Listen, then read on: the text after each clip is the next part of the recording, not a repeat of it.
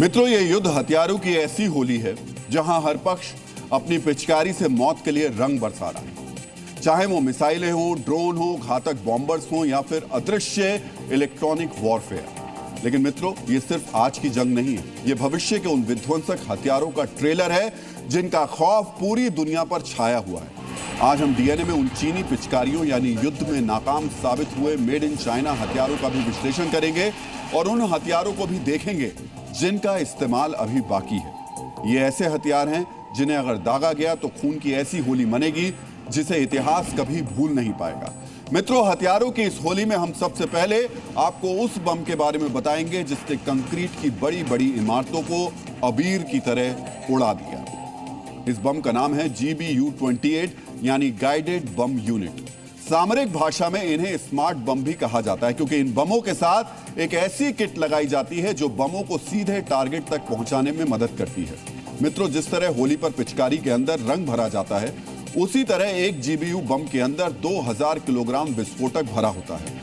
सबसे खास बात यह कि यह बम जमीन की सतह से 200 फीट नीचे तक असर करता है। इसी वजह से GBU को बंकर बस्टर कहा जाता है, यानी इस बम के जरिए अंडरग्राउंड बंकरों में छिपे शख्स को भी मारा जा सकता है।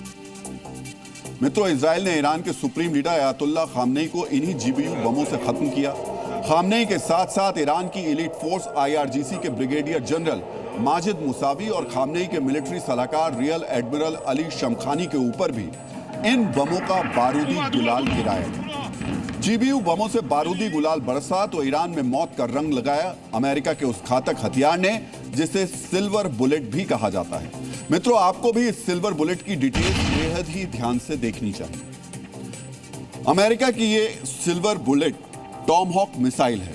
ईरान पर शुरुआती हमलों के लिए अमेरिका ने इन्हीं मिसाइल्स का इस्तेमाल किया था। सीरिया के समंदरी इलाकों और ओमान के सागर से दागी गई मिसाइल्स ने ईरान के सैन्य अड्डों पर तबाही का रंग भर दिया।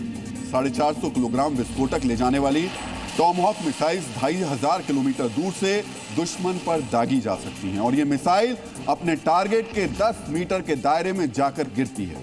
यानी अगर टॉमहॉक को दागा गया तो दुश्मन के चीथड़े उड़ने तय हैं। मित्रों, अमेरिका और इजराइल ने भारी भरकम बमों और टॉमहॉक मिसाइल से खून की होली खेली तो ईरान ने भी अपने बारूदी रंगों का इस्तेमाल करके मिडिल ईस्ट में अमेरिकी सैन्य अड्डों को धमाकों की कालिक से पोत दिया। ईरान ने किस तरह बारूदी होली खेली, अब हम आपको इससे जुड़ी जानकारी देने जा रहे हैं। डीएनए मित्रों, ईरान ने जवाबी हमले के तहत बैलिस्टिक मिसाइल्स की पिचकारी का मुंह इजराइल, UAE, कतर समेत करीब 1 दर्जन देशों की ओर खोल दिया। इन बैलिस्टिक मिसाइल्स में शहाब 3, सिजिल, खैबर, खुर्रम शहर, हाज कासिम अहम हैं, जिनकी रेंज 1400 से 2500 किलोमीटर है। इस मिसाइल से अमेरिकी बेसेस को नुकसान पहुंचाया गया। ये मिसाइल स्वार्म अटैक्स यानी कि एक साथ कई एंगल से लक्ष्य पर हमले कर डिफेंस सिस्टम को थकाने में सफल हुई। मित्रों, मिसाइलों के साथ साथ दुबई, अबू धाबी, बहरीन और दोहा में अमेरिकी हितों पर बारूदी रंग बरसाने के लिए ईरान ने अपने कुख्यात शाहिद 136 कामिकाजे ड्रोन का इस्तेमाल किया। ये ड्रोन इतने खतरनाक हैं कि दुबई की शान यानी बुर्ज खलीफा भी इन ड्रोन्स के धमाकों से दहल गया। ईरान का ये ड्रोन क्यों घातक माना जाता है, ये समझने के लिए आपको शाहिद 136 की डिटेल्स बेहद ही ध्यान से देखनी चाहिए। मित्रों, ईरान के शाहिद ड्रोन की रेंज 2000 किलोमीटर है, यानी ये 2000 किलोमीटर दूर स्थित टारगेट को भी बर्बाद कर सकता है। जरूरत पड़ने पर यह ड्रोन काफी नीचे उड़ता है, जिसकी वजह से दुश्मन के रडार के लिए ड्रोन का पता लगाना मुश्किल हो जाता है। एक शाहिद ड्रोन बनाने की लागत तकरीबन 44 लाख रुपए पड़ती है, यानी युद्ध की अर्थव्यवस्था के हिसाब से यह घातक होने के साथ साथ सस्ता हथियार भी है। मित्रों, इस युद्ध में कुछ ऐसे हथियारों से भी खून की होली खेली गई जिन्हें पहली बार जंग में आजमाया गया। इन नए हथियारों की वजह से ही तबाही का दायरा भी बढ़ा, क्योंकि दोनों ही पक्षों को इन नए हथियारों के बारे में ज्यादा जानकारी नहीं थी। आपको भी इन हथियारों की होली का ये नया बारूदी चैप्टर ध्यान से देखना और समझना चाहिए। मित्रों, इजराइल की तरफ से पहली बार आयरन बीम हवाई रक्षा प्रणाली को जंग के मैदान में इस्तेमाल किया गया। गाजा के युद्ध के दौरान इस लेजर आधारित सिस्टम की टेस्टिंग हुई थी। बात अगर ईरान की करें तो ईरान ने हथियारों की होली में हाइपरसोनिक खुर्रम शहर मिसाइल की एंट्री कराई। आवाज से 5 गुना रफ्तार से उड़ने वाली इन मिसाइल्स को अमेरिका के एयर डिफेंस नहीं रोक पाए और इराक से लेकर कुवैत तक अमेरिकी सैन्य अड्डों को नुकसान पहुंचा। अमेरिका ने भी इस बारूदी होली में एक नए हथियार का इस्तेमाल किया। यह है प्रिसीजन स्ट्राइक मिसाइल। इस मिसाइल की खासियत है कि इसे तोप से दागा जाता है और एक मिसाइल के अंदर दो विस्फोटक होते हैं, यानी एक ही मिसाइल 2 बार धमाका करती है।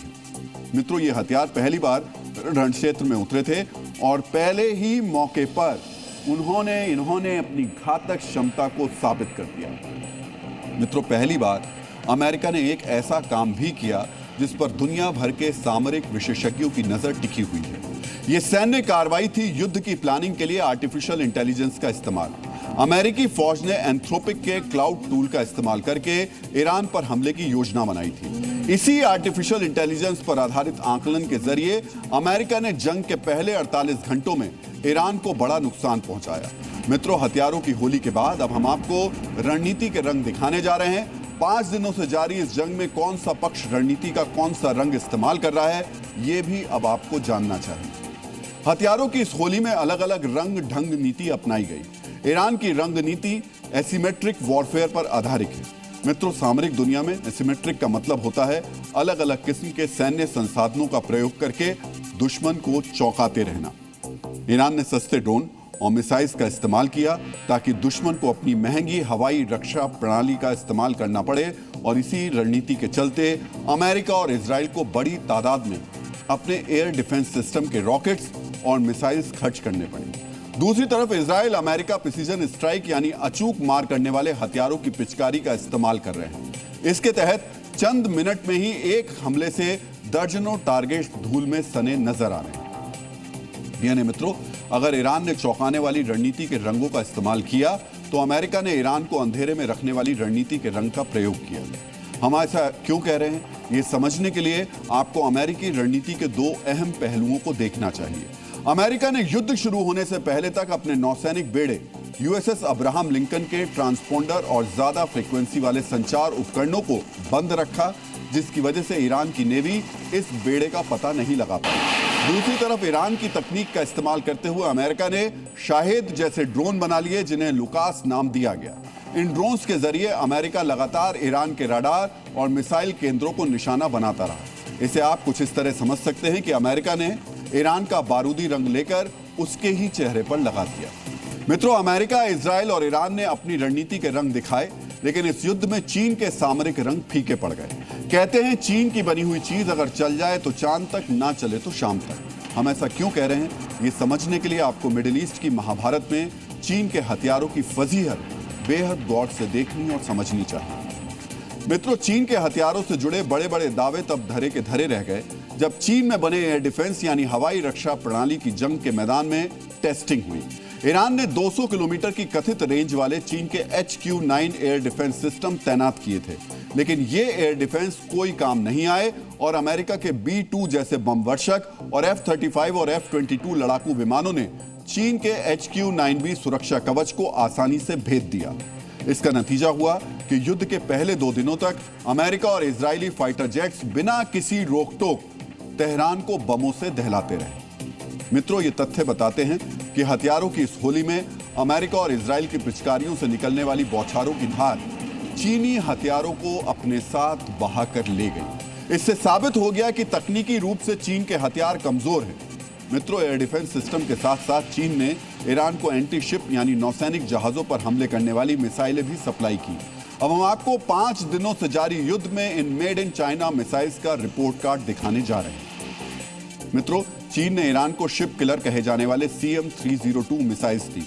चीन का दावा था ये मिसाइलें समंदर में बारूदी रंग बिखेर देंगी, लेकिन अमेरिका के इलेक्ट्रॉनिक वॉरफेयर ने इन्हें नाकाम कर दिया। इसका मतलब है कि अमेरिका की आधुनिक तकनीक ने इन मिसाइलों के सिग्नल को हवा में ही डिस्टर्ब कर दिया, जिसकी वजह से ये मिसाइलें अमेरिकी नौसैनिक बेड़ों तक पहुंचने से पहले ही निष्क्रिय हो गई। मित्रों, आपको याद होगा कि ऑपरेशन सिंदूर के दौरान पाकिस्तानी एयरफोर्स की चीनी PL-15 मिसाइल हवा में रास्ता भटककर बिना फटे गिर गई थी। जो पाकिस्तान के साथ हुआ वही ईरान के साथ हुआ, यानी दोनों देशों के लिए चीन पर भरोसा करना महंगा साबित हुआ।